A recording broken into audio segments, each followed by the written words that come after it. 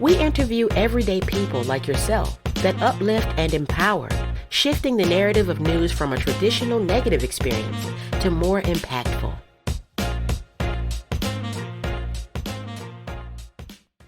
What type of cancer did you have? I had hairy cell leukemia. Oh, okay. I had uterine cancer as well. Okay, so could you kind of explain what those are? Hairy cell leukemia is a blood cancer that affects the blood system and the immune system. It attacks itself. It's a rare form of leukemia, but the easiest to cure. And uterine cancer it's just a cancer of your uterus. And can you kind of go through what the treatment like was for both of those? The treatment for hairy cell leukemia is 7 days of chemotherapy. You go in 7 days straight and you do 7 rounds of chemo. And usually for a hairy cell leukemia patient, by the time the treatment is done, it will be a successful treatment. The uterine cancer, they have to go in and literally do a hysterectomy. They have to take out your uterus, and then they have to check to make sure that they got all the cancer. With both of mine, they got all the cancer. And was it challenging for you to go through both of those treatments? The hairy cell leukemia at the first time, because I've done 2 separate, I went out of remission in 2013. The first time was very challenging because I was actually dying, and I was in South Korea at the time. And the first time was very challenging. I did a lot of meditation and praying. And what made you shave your head for other cancer patients? I always shave my head in support because of the fact that any cancer is very devastating to people. And when you're doing treatment for cancer, it is always good to have moral support. So for me, you have women who have hair down to their back, and losing their hair is so devastating. So if other people join and shave their head and say, hey, it's going to be okay, it helps the person. It gives them spiritual, like a spiritual vibe, and it just helps them get through what they're going through. Having now survived cancer, what advice would you give to other cancer patients? Meaning like going through treatment and even initially getting the diagnosis of, hey, you have cancer, like what advice would you give them to get through everything? Once you get your diagnosis, you always get a second opinion. Then once you get a second opinion, you find a doctor that you feel comfortable with. Anytime you're diagnosed with cancer, you have to have a doctor and a team that works for you. It is important that you have great self-care to take care of yourself. It is also good to have a spiritual belief in whatever religion or belief you believe in. It's important to meditate and focus on the positive, no matter what your diagnosis is, because positive vibes in healing can make your diagnosis and your recovery much easier. But self-care, meditation, and be kind to yourself in your words, your healing, and your actions, because it takes a lot to get through it. But in the end, if you just have the patience, it'll help you heal better. And when you went through your treatment, what did your self-care look like? Oh, my self-care was, I had, it was funny because in South Korea, I had O Magazine and she had healing mandalas. So every morning I would meditate on these healing mandalas. And I had a pictures of my family, which kept me to the belief I have more to do. And so that's how I got through it. And when I was in Korea, I taught English. It was quite a unique experience because I'm in a foreign country and it happened to be the top 10 cancer treatment center in the world. And sometimes you're just put in the right place at the right time. And I had the best doctors and I had the best team. Now, did you find it hard going through your cancer treatment while you were probably away from your family?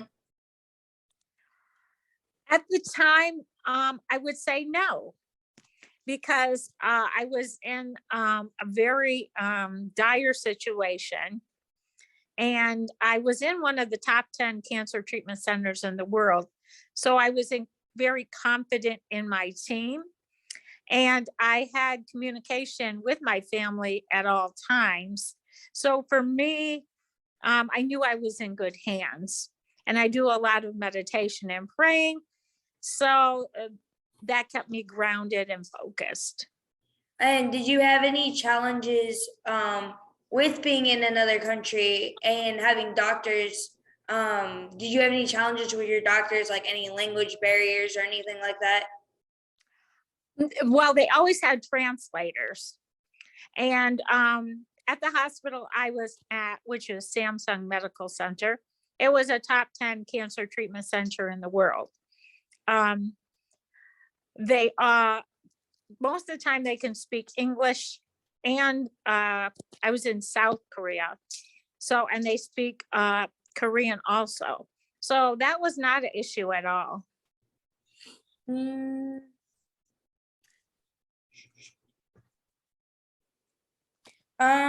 then what are some organizations people can go to learn about cancer or to donate to research for cancer? I do the St. Jude's hospital for children, because children with cancer, I learned even when I was in the Samsung Medical Center, when kids get cancer, they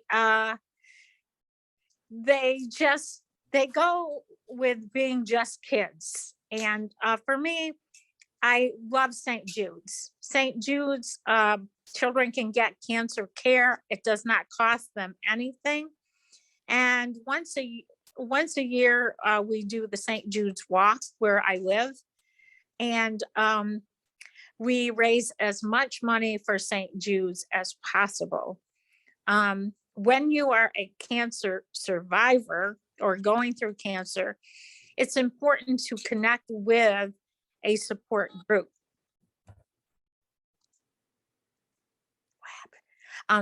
It's important to connect with a support group because these are people that have been through your journey.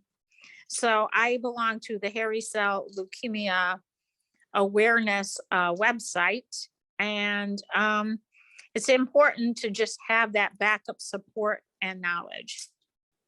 So do you think that a support group is almost kind of a way to, I guess, process what you went through and then hear other people's experiences and not kind of compare, but kind of like get to know each other that way? Absolutely. Absolutely. Because the group that I'm in, we have people from Germany, Australia, South Africa, and all over. And we have researchers that come in. They ask questions, they give us knowledge and support. So any diagnosis that you get, there's been someone that's gone down your journey before. So it's always helpful to know what to look for, what you might be going through. And everyone has a different journey, and of course, their bodies react differently, but it's essential when you have a diagnosis to have a good grounded support group. Now, when you were going through your uterine cancer, did you do that same thing, kind of look for a support group, or did you just kind of, I guess, get through the process because you kind of know, how cancer works, I guess? No, I definitely, when I got the diagnosis, I always research for the best group that fits me. And we all kind of were going through the same thing. And after people had the hysterectomies and surgery, we all stayed connected on our journeys, and we cheer each other on. And it's very empowering. And did you notice a difference between going through cancer treatment in South Korea and going through cancer treatment here in the US? Yes. When you're in South Korea, you have the doctors there. You can be a doctor for 25 years and you can be a doctor for 5 years. And they all get paid the same because they do not want anybody to get ego driven. So there you have a team of 7 doctors every day, and they don't like not having an answer. So the healthcare system in South Korea was phenomenal. And then I did my other treatment, and I had the best doctors. And that's because I researched the doctor before I go through the treatment. Now, do you have a recommendation of kind of how to start your research for looking for a doctor for somebody who hasn't had cancer and hasn't been through the process like you have? I basically, when I did mine, I basically went on the computer and I researched oncologist. I checked their history. I checked how their patients like them. And then I went with my intuition also for my doctors. And it seems to be working out very well. Now, how long have you been cancer free? For the uterine cancer, I've been cancer free since July 1st of 2021. And for the hairy cell leukemia, because I was diagnosed in 2006 and I stayed in remission till 2013. And then I went out of remission for 2013. I did 1 week treatment and I've been in remission ever since. And then what was your experience like living in South Korea? Oh, it was phenomenal. Absolutely phenomenal. I love the culture, the people. Everybody is so friendly and so inviting. And it's inspiring because Koreans just have, oh my God, it's, the land of the morning calm. And they just have a fire and humbleness about them in whatever they do. I love South Korea, the food, the people, and you get into a spiritual mindset when you're there because there's a lot of Buddhism. But funny enough, most of the South Koreans were Catholic.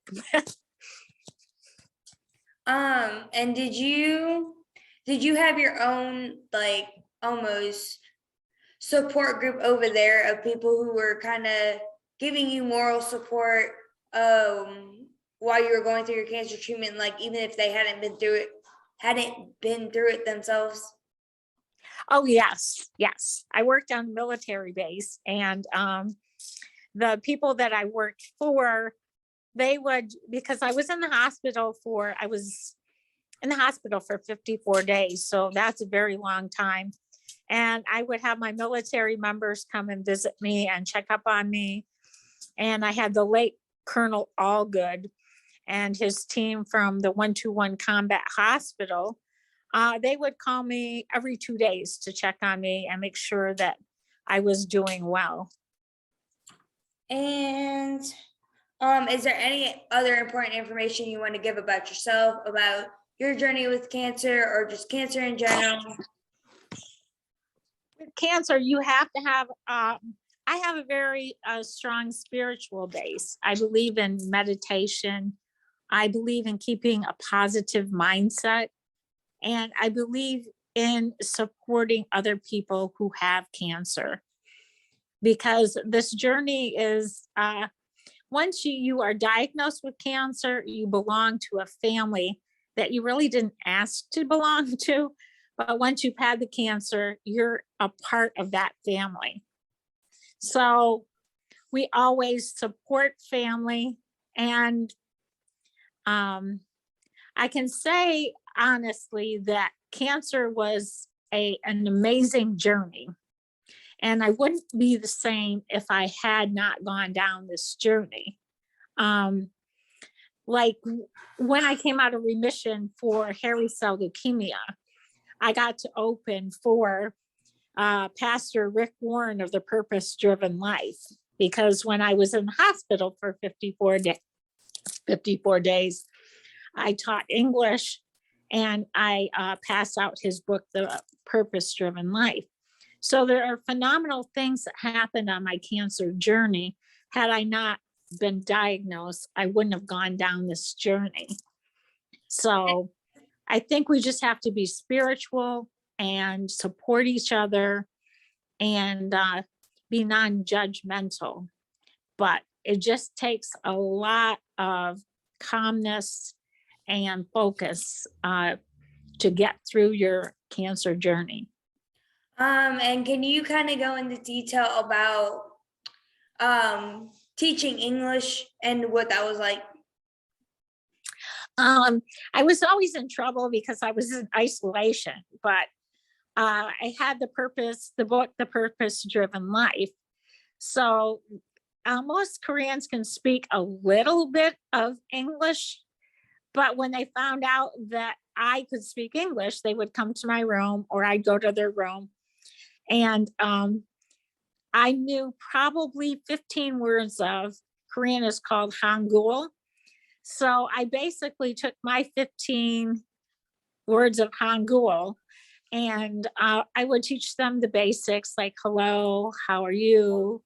And it was very empowering. And one of my roommates that was in the hospital, you're in the hospital for 54 days, so you have quite a few roommates. And the coolest one was she was a descendant of the Chosen's dynasty, and she was 90 years old. And she was having a rough time. She had to shave her head. And I was listening to meditative music. And I put the headphones on her ears because it's, music with no lyrics. She woke up and she had the funniest look on her face, but it calmed her down. So it just was a good experience. And would you say that having cancer kind of made you want to help other people? Definitely. Absolutely. Yes. Because when you're going through cancer treatment, and the most profound thing was, you would watch the adults and children were in different cancer units, but you'd see these little kids that were going through cancer, but they're in the mindset of the children. So they would be running around with the chemo bag down the hallway, and they had really bad cancer, but they were just playing. And there was one little kid, the parents were, and I had a friend who would always, if I didn't understand, would translate for me. So you see this little Korean boy, and he had to be about 4. And he's patting his mother and father, and he's hugging them. and they're in tears, and he's telling them, I'll be all right. I know my journey. And he's comforting the parents. But the children seem to have a sense of their longevity, and they just had a sense, and they would help the adults more than the adults would help the kids. And for them, imagine a little kid just kind of running down with a chemo bag, and that's how they did their treatment. It wasn't always, the kids didn't, some days they had their bad days, but to sit there and watch a little kid going through cancer, it was empowering, and it just makes you want to help others. And can you, going back, can you explain a little more about what you mean by not being judgmental? A lot of times, like when people have cancer,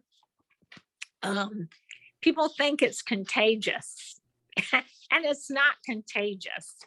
Or they think that you've done something in your lifestyle or the way you're eating or whatever to get this cancer. Cancer doesn't see any color. Cancer doesn't see any,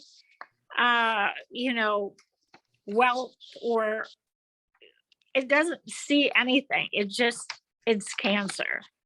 So anybody can get cancer, and it's not contagious. And sometimes you just get it. And a lot of times it doesn't have anything to do with what you eat, or any of that.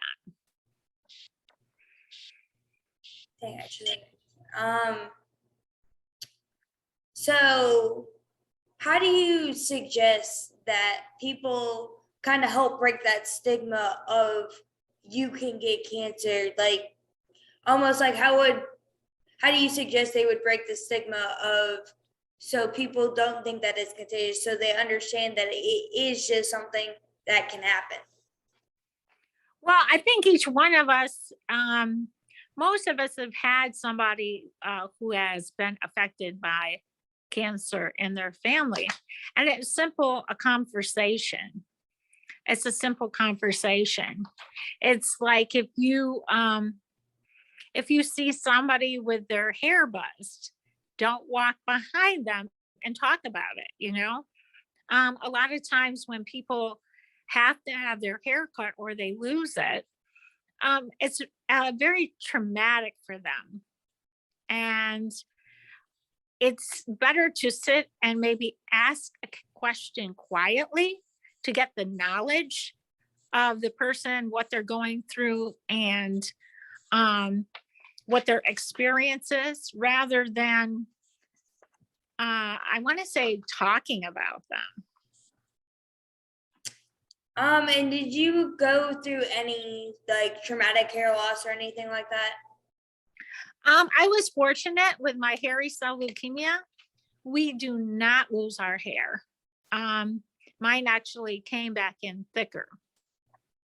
What is affected when you're doing chemo is your skin. When the chemo goes through your system, your skin gets very dry. And you can actually, once the chemo hits your system, you can smell it. And it's just very traumatizing on the body.